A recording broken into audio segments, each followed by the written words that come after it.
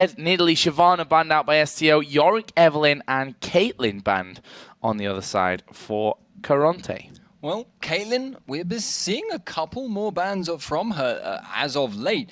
I'm actually a little bit surprised that we're not seeing more Lucian bans. He seems to be... It's a strange situation where it seems like people prioritize picking Lucian more, but banning Caitlyn more. It's most likely just due to compositional things, and we just got a Karma lock-in. I think I'll talk about that in a second, though.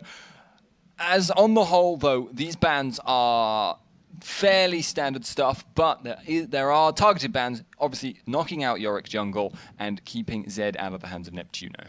Well, we're going to have Karma in there. Now, we've seen Karma, obviously, Diamond ran her in the jungle. We've seen in the top lane, actually, as well, run a couple of times. Still mixed results, I think, that we've seen from Karma. I think is a fair way to say that one. Lee Sin also picked up here by Eco, the jungler for Karont3. Yeah, Karma in particular is a very... She has some incredibly strong strengths, but some very seriously weak weaknesses. Her poke is very, very, very, very, very, very good if you're kiting backwards, and very, very, very, very terrible if you're trying to get aggressive and sort of be poking someone, because it's quite short-ranged for what you would expect from a standard poking ability, quote-unquote. But it does do an absolute ton of damage. If you're kiting backwards as well, though, Karma has the shield. She's very, very mobile. She puts a lot of effective HP across everyone on your team if you're able to cast that, which isn't that difficult to do. Team-wide, Shirelia's effect, incredibly powerful, but lacking in damage unless she's able to get multiple rotations off, which isn't usually the case. In lane, also a similarly... it's kind of funny in a way because her theme, as it were, used to be, yin-yang kind of mantra kind of thing. She has such defined aspects to her. The other thing about her in lane, though, that is something which genuinely does happen, and Kassadin as well, yeah. If people actually severely underestimate how strong Karma is at baiting, if you use the mantraed W effect, you get 20% of your missing health back instantly, and 20% again if the root procs there at the very end. It is unbelievably good for baiting, because when you're down on only 10% health in the first place, that's nearly 20% health you're getting back instantly, which wildly throws people off.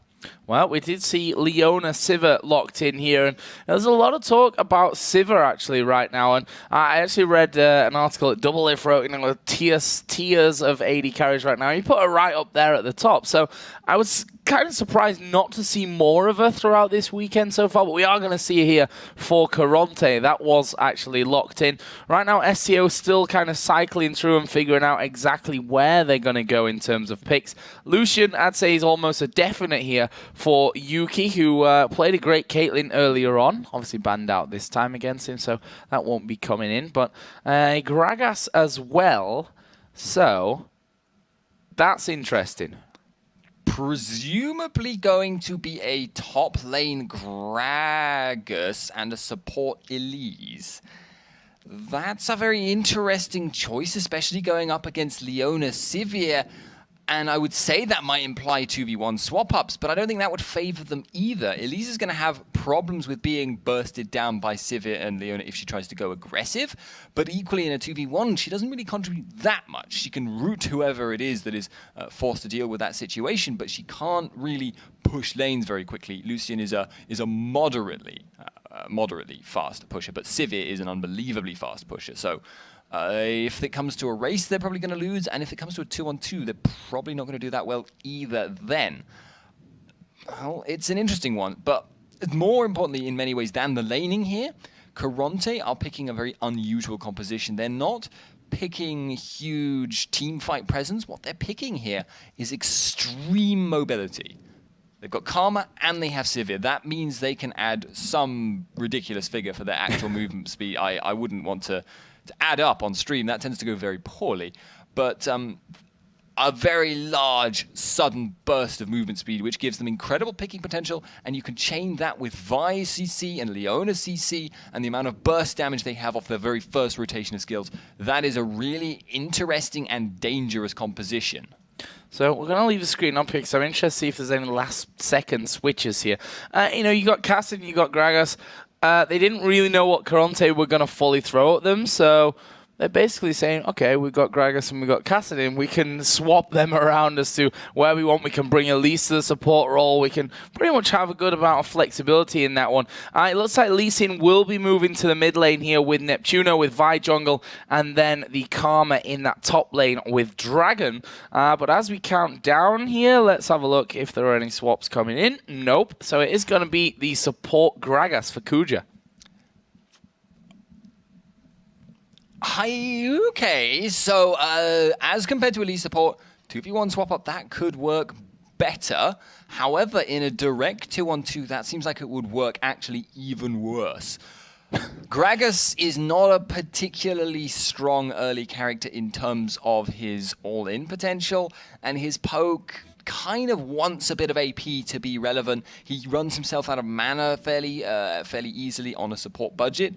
Obviously, with the increased gold changes in 3.14, he might be able to ameliorate that somewhat, but it doesn't strike me as a particularly strong conventional support pick. However, in terms of lane pushing, he's definitely going to be able to help out a lot more than Elise, and indeed in poking under the tower, and in fact diving as well. So, interesting choice. It's something I don't think I've ever seen outside of solo queue before. Yeah, I can't really disagree with you on that one. I can't really say that I've seen a support Gragas at any top level of play, but we're going to see how it works out here in just a couple of minutes. We're just getting through these. Back, guys, we are going to get into game for STO versus Karont3, and we got to support Gragas. We have it. It's new. It's exciting. It's a very unusual pick, and I'm really interested to see how this works out. I feel, as I mentioned in Champion Select, a lot of this is going to depend on whether they can get 1v2s and whether that actually then translates into them being able to push harder and faster than their counterparts in Karont3. Being said, is it ever really possible to just outpush Scuba Gragas, respect? Outpush Sivir? One of the ugliest skins ever. It's hard to make head and tail of. Retired. It's definitely a strange one, that's for sure. But right now, we look at Karont3 and we see they've pushed 3 men down. Make that 4 here, because Lee Sin's just off to the top side as well, into the tri-bush. And, well, if our last game is anything to go by, and the game before that, we've seen a lot of early action going on. Yeah, it seems that in spite of predictions that were made possibly by myself and indeed others, that level 1 invades would kind of drop off in the new patch. It seems like that's actually not been the case overall. Kuja clearly is expecting an invade, but if he face checks this, it could be really bad. Oh, he's gonna face check it. Kuja here, flashing instantly from that one, but he's gonna get locked up. He's going down. One more auto attack, and it comes from Jimbones on Sivir, and that is the dream start that Karont3 were looking for. Yeah, they will be spotted out now going for the red buff. That could actually backfire against them severely. That ward being there means that there's now the potential for them to disrupt. Yeah, and we see Yuki coming in there. Spontex joining the party as well. Eco is still doing the red buff and is going to be able to take that red buff away, but will he be able to escape the enemy jungle? Gragas is coming back to play here. It's going to be about when his Vault Breaker comes up. Well, it's not even going to be about that, because Tremnek's positioning has actually allowed him a free pass out via the tri-bush. Okay, well, in that case, that is definitely favoring Karont3. Karont3 is actually hanging around. He may go for the level 2 gank just because he's level 2 and he's in the area, but not much time wasted in giving it a little bit of a look. It's actually a top lane Karma here and a mid lane Lee Sin against Kassadin. There is a lot of potential to snowball, but it's mid lane Lee Sin. That's gonna fall off. No matter what happens, if this game drags on, Lee Sin will fall off and fall off hard. Well, we'll see about that. I suppose it also depends how far his snowball rolls as well. Yeah. Might not get to a point where he's falling off if things early go his way. This bottom lane, we said it before, so far, support Gragas not really been so exciting to watch. Well, I say not exciting, it was exciting. Face checking at level 1, always going to be exciting, I suppose. But Yuki here, taking a lot of damage from Jimbo. Zenith Blade lands, they flash in for him. Yuki dashes away though, he's behind the tower, he's flashed it as well. Will he be able to get in there for Jimbo and see a note? He walks out from the backside, and Kuja et al. Keep that safe. Someone else is on low health, that's just Yuki that's flashing there. He is so incredibly low from that one, but credit where it's due. He did amazingly well to stay alive there. Yeah, really, really nice juking. And now, with the potential for Gragas to set up Olaf for a gank, this might actually work against Karont3 because they took damage in that exchange. Does look like he's actually going to back away and instead go towards mid. Oh, Spontex is in danger now. He does have a flash, and he flashes a Vault Breaker perfectly.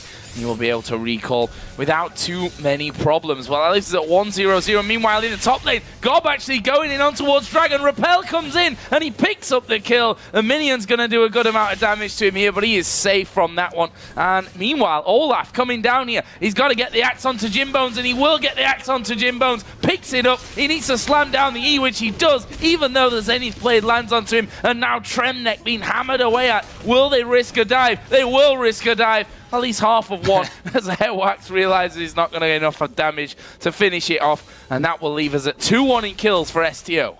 Yeah, they might have been able to exchange a kill there on Olaf, but since it was only a maybe, that's not worth risking, especially when he's already got a blue buff on him. So now it's actually Eco looking to potentially find Airwax. I think he was expecting, and Airwax indeed thought about going to farm those golems there.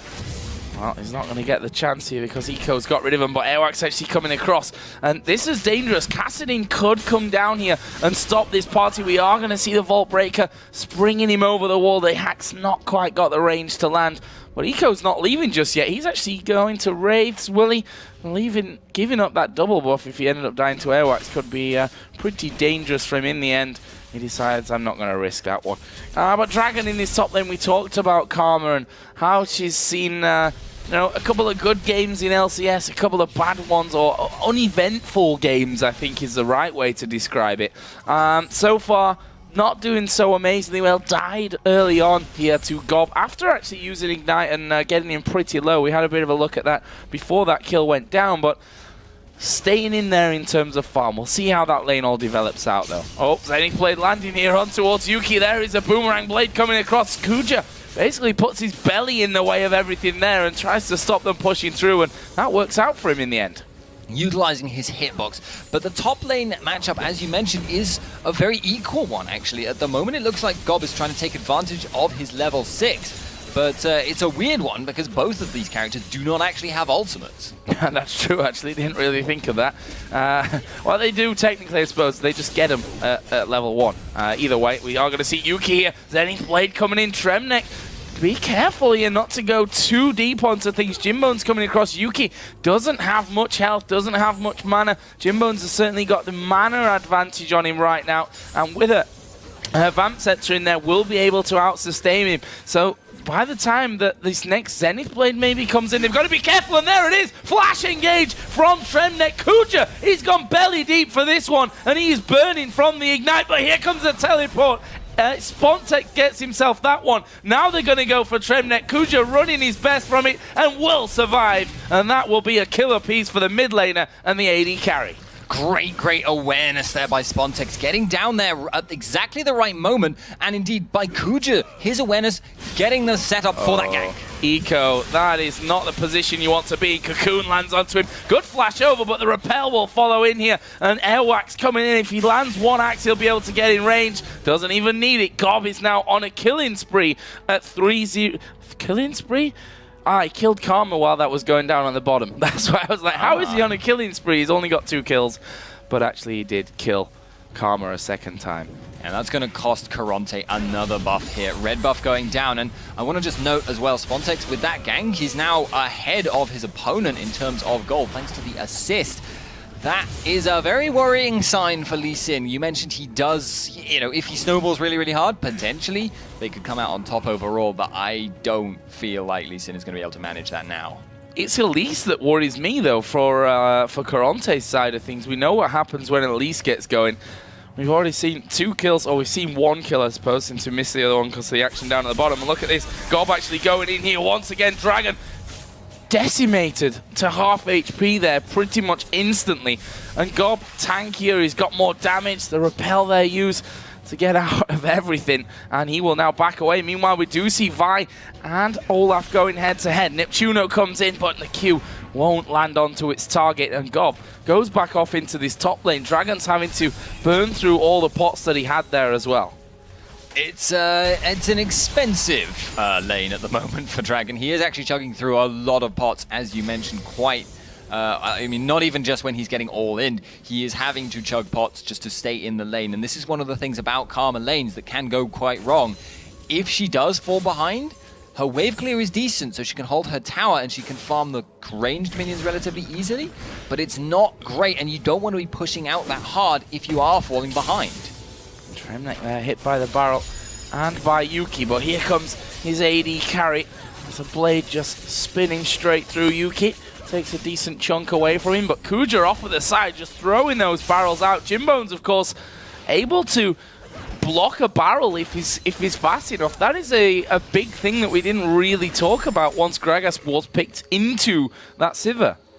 Yeah, it's actually quite a dangerous one, though. If you do block Gragas's Q, that leaves him with the option of knocking you out of position with his ultimate. I expect Jims will want to hold on to his shield as much as possible, but he's actually just used it. Oh, there is that barrel coming in. It knocks Jimbones back to relative safety, but Tremnek not so lucky. The culling comes out. That will finish off. They're going to dive it. Flash from Jimbones. Axe is going to be vital here if they can land this one. Vi coming across. There is the Axe. Airwax gets the finisher, and that is 2 kills for nothing. Great play. Again, the gank through the lane coming in from STO.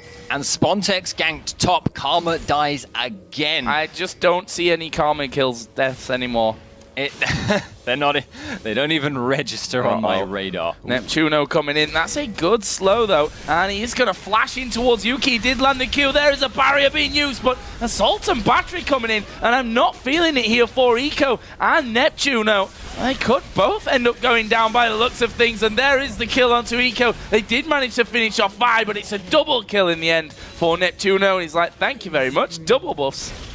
Yeah, that's a big windfall there for Neptuno. Otherwise, it was looking pretty bad for him, but now setting up that gank has given him an advantage. But they're not taking massive amounts of objectives here. No towers yet fallen on either side, but that inevitably favors STO. Unless Karont3's mobility ends up being massive. Oh, Dragon's dead again, possibly. He's not. Karma W, told you. Useful skills. He's dead. No. Aha! Manages to walk away in the end of that one. I mean, forced out of lane. Gob was just absolutely destroying him right now, to put that quite fairly, I think, as well. But Neptuno is working his way up. He's going to be spotted by the ward team. We can see that Gob just getting into position. He's fancying himself. He golems as well. Got a Haunting Guy, Sorcerer Shoes in there as well now. And I thought might have a bit of gold to go back with, but he's since spent everything. Meanwhile, down in the bottom lane, actually, Tremnek went low again. And, you know, after the start of this one, which was a great start for Karont3, it's not exactly followed that pattern. It's kind of fell off for them. No, and that is a pattern we have seen a couple of times in this tournament. It tends to be when a matchup that we were expecting to go one way starts off well for the other team, it tends to vanish. However, now potentially a gank. Well, we are going to see Elise coming in here from the side. Neptuno goes low, but Dragon was taken away by STO. That leaves them 2,200 gold in the lead, with Gob running a bit of a mock here. I mean, 4-0-0. To be fair to Dragon, he's actually level on CS as well, which is, considering you died 3 times, is not the easiest thing in the world to do. Karma is a good farmer. There is no two ways about it, but he's being forced out of lane pretty much every time a stun lands on him, and that's really ugly for him. Elise at the moment, very strong, and probably at this stage of the game doing it as proportional to her opponents, as much damage as she's likely to, because she's very fed. but she's not very tanky. She's got a bit of health from the Dorans and a bit of health from the Haunting guys, but there is a teleporting bot. Yeah, TP coming in from this one, and it is Spontex that dives straight in on towards Jimbone's. Good spell shield, actually, will stop the majority of that damage and probably saved his life there even. Yeah, that would have been, well, he might have still been able to get away because there wouldn't have been much follow-up. Spontex could have then dived under the tower, but that would be very risky against Leona. But in top lane, Gob is being dived. Well, Spontex actually pushing in from this one, so let's have a look at Gob in his top lane. Actually, he's going to pull out the repel here. Is he going to fall? Yes, he is. It's going to be the Assault and Battery from Eco that gets that one. Meanwhile, Neptuno just toying with Airwax in the mid lane. They also didn't get in to finish off Jimbones. I thought Spontex was going to try and dive in for that one. But either way, action going off across the map as the Gragas barrel comes in there. A great ultimate out of Tremnek, but is it enough to stop Yuki? No, it's not. He uses the Culling to finish things off, and that will be another kill for Yuki on Lucian. He's now 3-1-1. However, Karont3 have got the shutdown gold in that top lane and the tower on top of it. So that's actually putting them into a pretty good situation now. Spontex picking up this blue buff, he will be able to get back to his mid lane. And he's actually spent a lot of time out of his lane at the moment. Now Lee Sin has built up a very large gold advantage and is actually going to go for Airwax. Yeah, going for Airwax, but Spontex is there. He's going to come in from the side. Airwax is running away, but the Ignite is enough to kill him. And that gives a red buff over to Neptuno, and he's going to fancy his chances here against Spontex. He's landed the Q. Good flash from Spontex. Neptuno, oh, he's got out of it. Oh, Spontex has got in. He's missed it. He missed. Oh, dear. Oh, that was awkward. That should have been a kill for Spontex right there. Smart casting has cost too many lives. That was so unfortunate there for Spontex. Very nice play by Neptuno, knowing he could kill Olaf, knowing he could burst him out, and staying to trade with Spontex, not panicking and running. He moved into the middle of his opponent's minions to use the Ravenous Hydra lifesteal, and is now actually snowballing quite hard.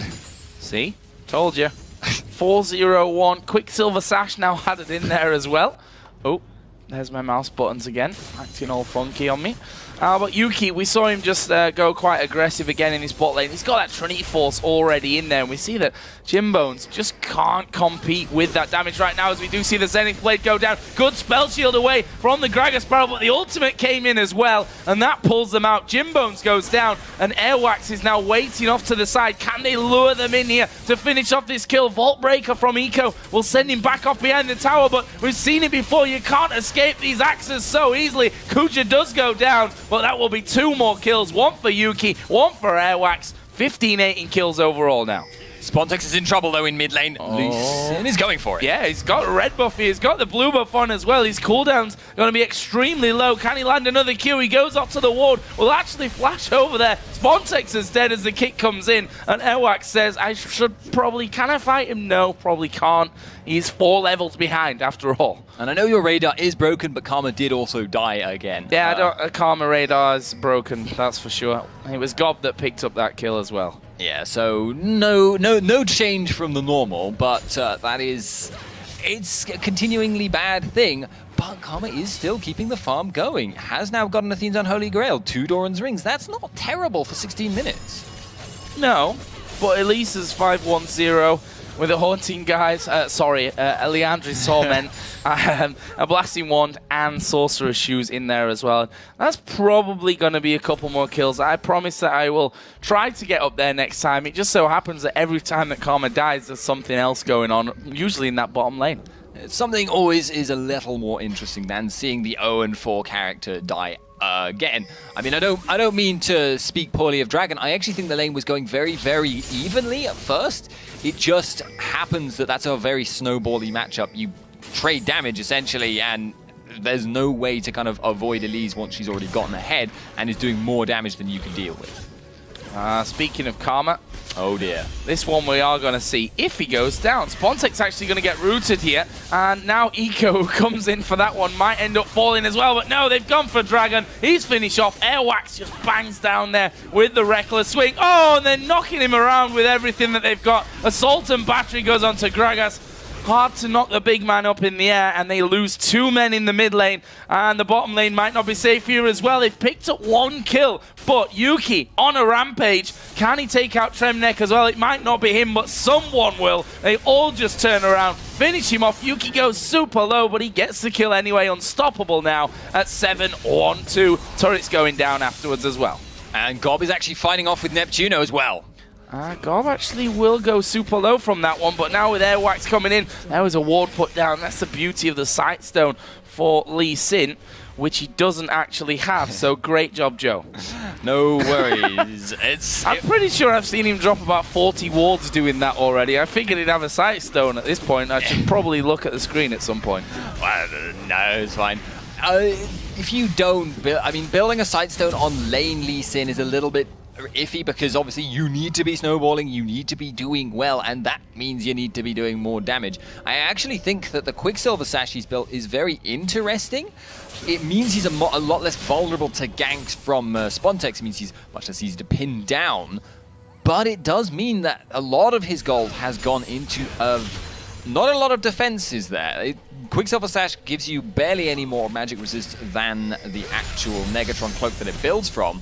In fact, it's exactly the same. Did they change that at some point? I swear at one point it was like 54. But regardless, doesn't matter. Gob fighting Dragon. Oh, he's actually going to face shake straight into this one. Dragon takes a blast, but Neptuno got a lot of damage behind him at this point. 6-0-1 now with this Lee Sin. You have to feel that he is the hope for Karont3 if they're to win this game. Eating my words quite hard at the moment. It's an unfortunate fact that does happen. In fairness, at first, it was going the way I predicted. But in spite of that, Lee Sin now getting so many kills is starting to look really alarming here for STO because, yes, Lee Sin will fall off, but if he keeps getting kills like this, he is really going to get out of control. He can already 100-0 everyone. I hesitate to say everyone because Airwax maybe not, but he can certainly get him if he gets a second Q on. Oh, Yuki trying to bait out Jimbones in that bottom lane. In the top side of the bottom lane, I should add. Yuki not really too scared at this point. He's got a solid lead in terms of CS, but it is, of course, his kill lead that's a real big one there. 8,000 to 5,500 gold. He's got another 1,000 to spend here. Olaf sat on 2,850 gold. Should probably go and spend that, Airwax. Thank you very much. No? Okay. You've left one more camp. Don't forget, that's a new camp here in 3-1-4. And he'll get rid of that before he does go home and spend. He may have something specifically in mind. In my head, the only thing that actually costs 3,000 exactly is Warmogs, but I wouldn't imagine he would be going for that right now. Spontex heading to this top lane. Gob actually sticking around as well. This looks like a bait. Karont3 actually checking out Baron. Okay, it's plausible. STO could have been doing Baron at this point. They do have a decent Baron clear. Olaf being very, very sustained means that he doesn't need to be so concerned about just straight up dying to Baron at this stage of the game, but I guess it was worth the paranoid check. Airwax actually bought a Randuin's Omen straight up on his last trip home, and that's not a bad pickup considering it's the Lee Sin that's really the one doing all the damage right now. Yeah, that is actually true. It costs 3,000 gold now that I think of it. Lucian now in the bot lane, though, is pushing this out, and that means that the emphasis on K3 to make an engage happen, which they're doing. Dragon coming around the back here. They do manage to get the route on towards Kuja. Neptune coming in, and that is going to be at least one kill. Zenith Blade lands, but they all have ultimate going in. He just speeds off and actually speeds back in just to throw another axe. But the Q landing here from Neptuno has kicked him, but he's not going to burn to death from the Ignite. And Neptuno may just fall here from this one. This would be a big shutdown bonus for Spontex if he can get through. Gets stunned though by Leona and now being chased down. Eco went for him. The Zenith Blade not landing, and look at Neptuno healing up there thanks to all that lifesteal. But Spontex is not done. Oh, maybe now as he gets hit with the Q. And wow, Eco just coming out of the brush to the side. They go for Spontex. They've kind of gone half off. Assault and Battery takes him all the way through the wall. That will be one kill. Gob here repels at the perfect time to not get rooted by Dragon. But the rest of the team are able to close in. Neptuno now godlike at 7-0-3. However, all this time, this massive long fight, oh yeah, STO Lucian. pushing bottom. Yeah, Lucian in their base has managed to take down the inhibitor after that. And the funny thing is he can kill Jimbones outright as well.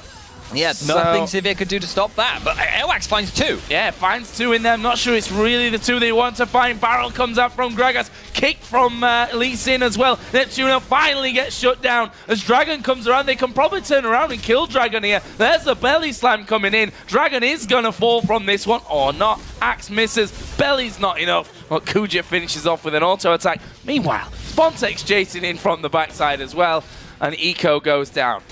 For reference, Lucian is still in the enemy base, although now I think at last he is going to have to recall, get out of there, get some items back. By now, he must have a tremendous amount of gold. Only 1,600 actually. I'm a little bit surprised. Thought he took down 2 towers there, but still, I mean, that's not a small amount by any stretch of the imagination. No, and this game is quite far gone, I think, now for STO. I mean, Lee Sin has only died once. Got a Black Cleaver now added into that Ravenous Hydra and the Quicksilver Sash from earlier. We can see that the makings of the Rabadon's Death Cap are in for Kassadin. Actually interesting that Kuja's Gragas now is working up to a point where he's pretty strong. Morel and Omicron plus the needlessly large rod in there for him now. Yeah, it does seem like the gold flow changes are helping out. Obviously, though, the team is doing fairly well as well. Yes. Maybe if it was a bad situation, they'd actually be doing less well. But you never know. Gragas' main problem as a support was transitioning. He still has quite a lot of utility for his team. He does obviously still have his attack speed slow, and now he also has a bit of bonus damage. Oh, Airwax and Gob playing quite forward here, and it looks like they're going to try and make a positional play, but there's a surprise. STO coming out of the brush. Cocoon doesn't land, but they go for Tremnek anyway. He's going to throw his ulti in there as the repel came down from Elise, and now they focus down Neptuno. He's at half HP, will fall in the end. Eco coming around the side. Jimbones did get a kill in that one, but Dragon here caught in the cocoon. Surely will fall as well. We do see Gragas going down, but Jimbones at the back, still alive, flashes away, but Spontex is going to try and chase, goes onto Eco, knocked up by the Vault Breaker, got off the Null Sphere at the end there, and that got him the kill, but they're not done here. Axe lands. Oh, Eco actually having to flash there because his Vault Breaker didn't take him over the wall. Gob going to throw out the Spiderling. That's not going to have enough range, and Gob underneath the towers will finally retreat from that one. Another crazy, crazy fight. Messy, messy stuff. The kickback onto Yuki kind of cost Neptuno his life, but at the same time meant that a huge damage threat was gone from STO's arsenal. Spontex did a good job of turning that around and cleaning stuff up with his Kassadin jumps, but overall, not a massive advantage for STO gained from that. They are the ones that came out on top. They will get that tower and that blue buff, though. It's only an 8,000 gold lead.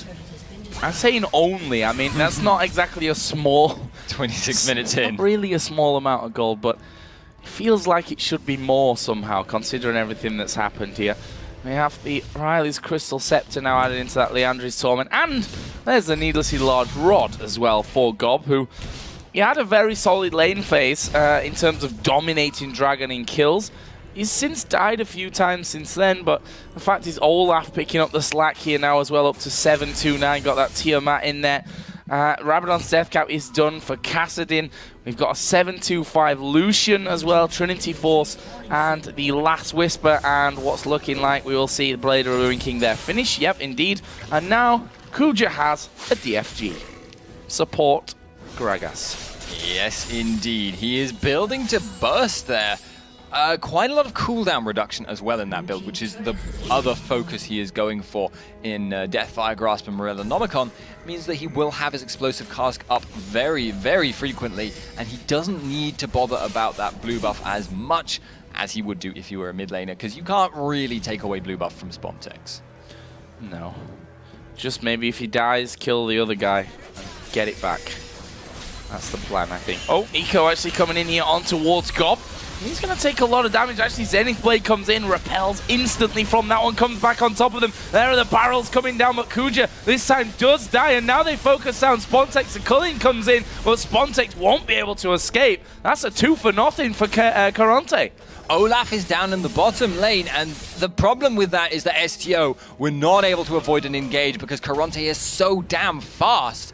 But he is continuing to push, and will he be able to take the in here? Yes, he will. There's no one there to stop him whatsoever. And Karont3 here being held in middle. Gob does get away from the root there. Tremnek went in on towards Yuki, and he's not letting them back off from this one. We did finally see Lee Sin coming in. He's chasing down Gragas here. Gragas? No, Graggy Ice. It's kind of the same thing. Brolaf. That's where I got confused. Meanwhile, in the mid lane, this is just a crazy match to spectate. I'm a rubbish cameraman. This testing me my skills to the max. Dragon flashes in, actually misses there, but Eco might not miss, but he'll stop chasing. He gave up. In the end, this is a very, very messy game because Karont3 are running a very, very fast movement speed team. Oh boy, Kuja. Yeah. Good luck. Speaking of movement speed, you've got non-Gragas. Neptuno comes in there. Meanwhile, Airwalks is coming in. Karma died again. Didn't get to see it, as has been the trend so far in this game with Karma's 8 deaths now that Dragon has racked up. Has managed to pick himself up 3 kills though. Haunting Guys, Themes Unholy Grail, and Rabadons. He's still a significant damage threat, and he still has significant utility for his team. At the moment though, it's getting towards the point where Lee Sin, he's still a huge damage threat, but he's getting towards the point where he can't 100-0 people, which is an important factor because he doesn't have a lot after his first burst combo. Now, what's the next move here coming up? This game has been rather crazy, and whilst there is still a slim chance that one of these two teams could end up in promotion, it needs 2 teams above them to basically drop out, which you have to imagine any team that's got themselves to promotion, that's trained that hard, is not for any reason gonna really be dropping out before the fact. So I think also kind of a fun game here, a little bit of let your foot off the pedal and just play things out. Yeah, the fact that they're running Lee Sin mid in a tournament setting would either mean that they're desperate or that they don't care that much how this game goes. He's a very fun champion to play. I can understand why you would do that, and it's not a terrible idea. It's just that it's a little bit unreliable and not something you would normally see in tournament play, especially with as much riding on the line as was in this tournament. Oh, Airwax here going in for Neptuno, and he doesn't have any wards. Actually, he does. He's got his trinket in there, so we'll see. There is the trinket ward coming out, but he's being chased down. It's hard to escape from. There's the culling coming out. He kicks Spontex, which almost just killed him straight out there. The inhibitor is open, and Airwax says, you know what, I can have Jim Bones here as well. Spontex does move in for a bit of extra damage. Barrier used by Jim Bones. He's gonna flash from it, and Airwax has managed to force him off. Meanwhile, the rest of the team here coming around from the backside. Chased, though, by STO, and there's the Gragas ultimate coming in. Finally, we do see Tremnek put down his ulti. DFG was used there, actually, coming out of Kuja, and Airwax falling very, very low. As we said, all a little bit messy this game. Yeah, they are absolutely going at it. I think Karont3 came out better in that fight. Overall, they did seem to come out at least with the potential to push out. Karont3 are going to be going towards them now. I feel like Gob can get away from this though. Oh, that was a nice spell shield though coming out from Jim Bones, stopping him getting hit by the cocoon, but Spiderling with Riley's Crystal Scepter means that you're not going to be chasing for much longer either way, and that allows STO to actually back off and stay safe for things. We've had 52 kills here in half an hour. There's a 5,000 gold difference, as I'm missing kills again. Gob here taking down Jim Bones. They went a little bit too deep. Yeah, it's just that thing where you think you're safe, think you can push out, and it was reasonable to assume that Kuja and Gob would have recalled, given that they were pushed away from that blue buff, given that they were quite low on health, quite low on mana, but obviously stuck around, and they had enough burst to just take her out of the picture instantly. And I was just thinking that Neptuno was going to go for Lucian, but he isn't. I thought they were thinking about Baron there, STO. A few wards put down. Vi just came in to make sure that this one was in at the back so that that's not going to be snuck away from them. STO start to move in. They've actually got no vision clearing at all. but apparently they don't care too much. They're just going to go for Baron here, and it's going down pretty damn quick as well. Look how fast that goes. And here we go. Q comes in from Lee Sin. They've stolen it. They managed to steal the Baron. Neptuno and Eco go in there. It was Eco that actually got it in the end. He's going to pay the price for it with his life, but that is not a bad steal whatsoever. No, they would take that trade any day of the week. However, STO do have the potential to go for that inhibitor. You can see them pinging it out. They are going to split push with Gob, though, because he's too low on health to really go for anything. Lee Sin is being committed to bot lane, so maybe they can at least take this tower. Well, we'll see about that one. The Baron buff, of course, here on Karont3. Tremnek edging forward with Leona, thinking maybe about going in with that Zenith Blade. Does have that ultimate on cooldown at this point. And STO going to have to back away and settle themselves in for a dragon.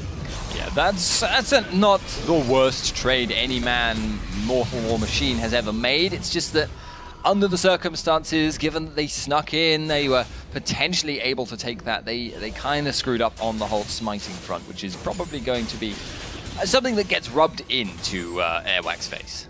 Well, certainly if they lose this one.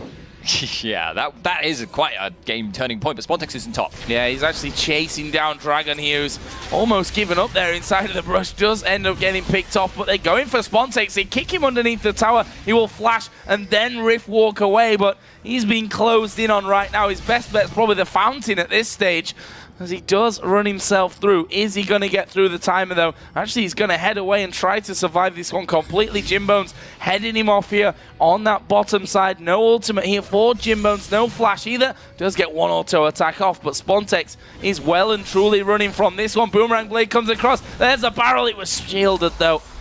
Nicely done from Jimbones. Yeah, very, very good execution there by Jimbones, but nice awareness by Spontex, making sure he got out of there by taking such a slow, long loop around. Worked out for them pretty well, but I have to say, it feels like Karont3 are somewhat in control of this game now. They could now go for a push on that mid lane with the Baron buff that they still have, a decent chunk of it left. That being said, their wave clear is good, but so is STO's. It's really hard to call what's going to happen in this game because they kind of threw us a few curveballs up until now. Spontex just getting himself the wolf camp out. STO group back up here around middle. Obviously, middle, funnily enough, is along with that top lane, got the most left on it. That open inhibitor's been there for a good while down on the bottom lane. Something tells me that Spontex wants to end this game on a bang with his teleport as well. It's a very, very powerful tool for ending games. We have mentioned that in the past. Spontex at the moment, though, he's not really in a position to take the base solo unless they can get some minions in there. I mean, obviously, inhibitor being up means he can't even target the Nexus, but they have that potential, but Tremnek wants the fight. Yeah, Airwax actually going to use his ultimate from this one. There goes the cull in from the backside. Eco now getting involved as well. On the front side, goes in actually towards Yuki. There is the Q landing. Spontex is going to go down. Tremnek still alive here, but not for long as Gob comes in. They chase out Kuja as well, and now Airwax taking a lot of damage. There are still 4 men here at the front. Karont3 could actually look to finish off the game here if they manage to take down at least one more guy. That Cocoon's going to stop it. It was a 3-for-1 in the end. They're going to get an inner tower, but will they be able to push down for an inhib? They have a lot of diving potential with Karma here. She's got that Mantra E available, and that means that none of STO dare go near her. Inhib most likely as a result of that. And because when K3's composition is ahead, they're going for it. They are going for it here. They might be able to get it, but I doubt it. They're going for it. They're going to try and win the game right here. They've got 10 seconds till Gragas actually comes back into it. They're focusing down. Already got one Nexus turret away, but Neptuno is going to die, and they're going to keep pushing through. The culling comes out there. Dragon speeds himself up with Jimbones to get away. And it was a risky move. They paid the price with one man, Neptuno going down. The problem that they now have is that STO all spawning in are going to rush straight up the middle. Yeah, that or the bottom lane, that open inhibitor looking very, very tempting, and their very, very tanky members can actually just tank through the one remaining Nexus tower very easily. That being said, 33 seconds until Lee Sin respawns. That most likely means this inhib is going to be exposed in the mid lane, assuming they aren't stopped from pushing. but they're not going to be able to finish off this. They're probably not going to be able to get the inhib. Sivir actually recalling in an interesting spot, but isn't going to be found. Getting around the corner just to make sure. We've got 2 minutes until the Baron comes and surfaces once again. And this top lane actually pushing down here as well in favor of Karont3. If we look at the gold as well, 69.6 to 66.9. Like, that is actually really close considering how wild this game has been overall. There's the Culling, and that minion wave is no longer. Yeah, and there's a lot of 1,500 to spend. Not that they've got many item slots left. No, at this point, gold is becoming much less relevant for the characters that have a lot of gold in their inventory. For instance, stuff like the Ruby Sightstone, which Lee Sin has actually ended up building, does kind of suffer a bit late game because it isn't a very slot efficient thing. The amount of health you're getting for it is not that great. Although when you hit super late game and you've got infinite gold, assuming you still want to retain the ability to jump towards as Lee Sin, it's actually the most efficient thing you can do. And especially now, since you can't carry many wards with you. Yeah. Waxia gonna get hit by the Q, but he's got plenty of health at this point as well. That Randuin's Omen got a Banshee's Veil and another Giant's Belt in there as well, and they kind of line up Wild West style here down on this bottom inner turret. Who's going to make the first move? You have to wonder, is it going to come from a Q from Lee Sin? More likely from Assault and Battery out of Vi, or a good Zenith Blade, or a barrel from Gragas. They focus Jimbones. His Guardian Angel going to get popped here. Let's see if he's able to walk away after that, as Airwax is going to go down. Jimbones is back now in the fight, and they're doing well here. Karont3 doing very well in this fight. Jimbones under the tower is still alive, and he's managed to pick up a Quadra. Can he finish this one off? No, he actually goes down from that one, as Spontex is going to mop things up, and Eco is there as well. He's like, I'm just going to stay here and hide for now because we've got super minions going through into the main base. And as soon as Kassadin leaves, I'm going to take the inner turret in the bottom lane. That was a 4-for-4 fight. Really close. Yeah, I feel like Jim's maybe there could have... He was quite aggressive about trying to siege down the tower there, got in quite close, and Gragas seeing that opportunity through the explosive cast, but Eco may be punished for his transgression here on the tower. Oh boy. He nearly got him. That was an interesting flash coming in. Spontex actually is going to chase him because he is Kassadin after all. And there we go. Ace, finally! That's how long the spawn timers are, because that fight felt like a good couple of minutes ago already. What Spontex does finish off, picks up the ace for STO. We're now at 71 kills in this matchup. That flash from Eco, actually incredible props to Spontex for not falling for it, because what he did was he tried to make it look like he'd flashed over the wall and instead just kind of double back, flash into the brush. One of those things you tend to see on YouTube quite often. He tried it, Spontex didn't fall for it, and I guess that's why he's such a good player. Oh, is it going to be a steal?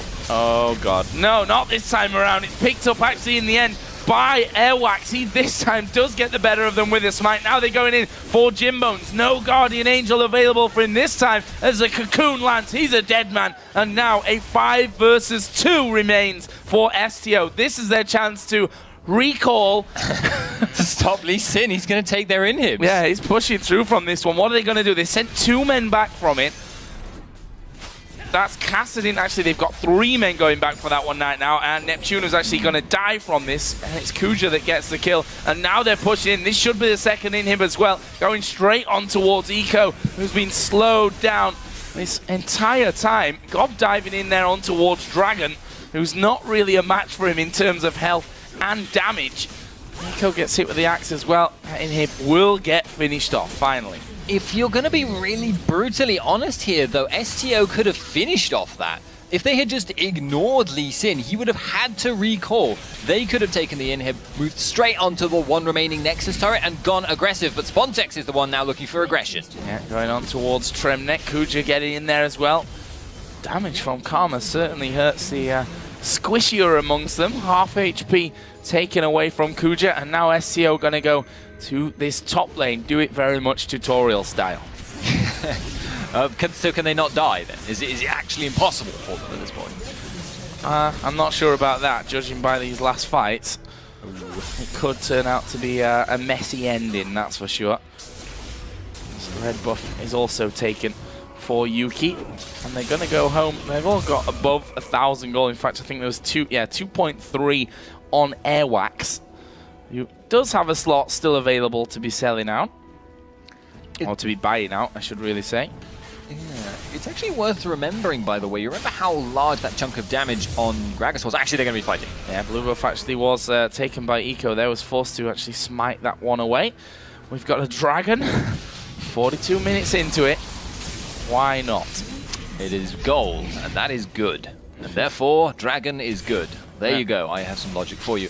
But remember how much damage that did to Gragas? He's actually running triple health items here. He's got Sightstone, he's got Leandra's Torment, and he has, or did have, when he, I swear I looked, he had it before, he had got the Targon's brace there. Yes, he did sell that. And that still took over about half his health.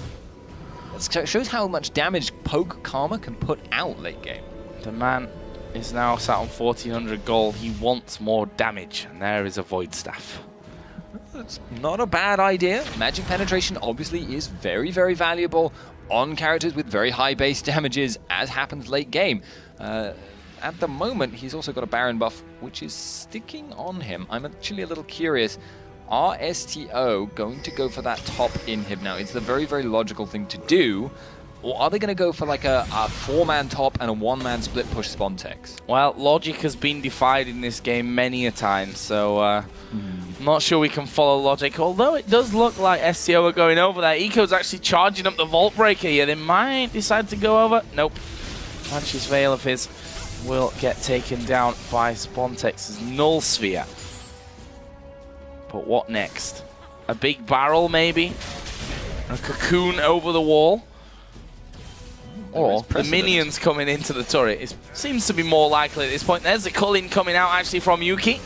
Barrels slid in there. Turret will be made easy work of as the ultimate's all going to be coming in here. Tremnek actually knocked back by the Barrel Dragon, being taken down by Airwax, but Airwax will get finished off here first. There's Assault and Battery on towards Gob. Karma doing good damage to the back. Jimbones has his Guardian Angel back here as the Guardian Angel from Spontex now gets popped in that one. Jimbones does get back onto the fountain in time, but actually has his Guardian Angel taken down, and they're just killing him on top of the fountain here. There's another one coming in, and that will surely be game here for STO.